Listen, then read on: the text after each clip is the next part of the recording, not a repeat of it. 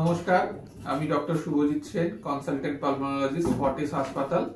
আজকে আমি আপনাদের একটা ইম্পর্টেন্ট জিনিস দেখাবো, কিভাবে প্রপারলি ইনহেলার উইথ স্পেসার নিতে হয়।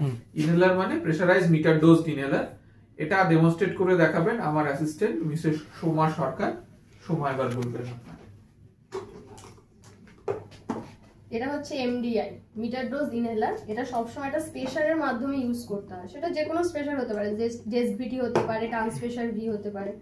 এরকম একটা কন্টেনারের মধ্যে আসে, সবসময় এইভাবে বার করব যাতে কোনো জার্ম না ভেতরে লেগে থাকে। এটা লাগানোর প্রসেসটা হচ্ছে দুটোকে ধরে এইভাবে বন্ধ করে দিলাম। এটা মাউথ ক্যাপ, এটাকে সবসময় উপরে তুলে দেবো।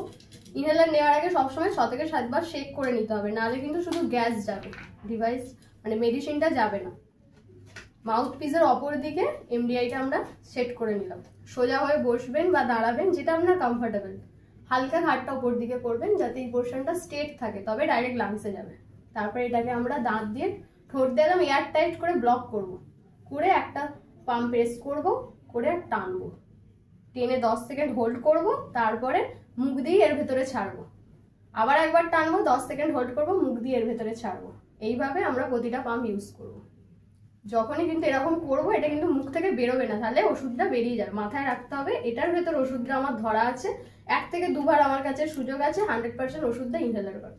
তার জন্য ডক্টররা সাজেস্ট করে সবসময় স্পেশার দিয়ে নেবেন, কারণ এটা যেভাবে বেরোচ্ছে এইভাবে প্রেস করলে ছড়িয়ে যায় নাক মুখ দিয়ে। আপনি 100% ওষুধ ইনহেল করতে পারেন।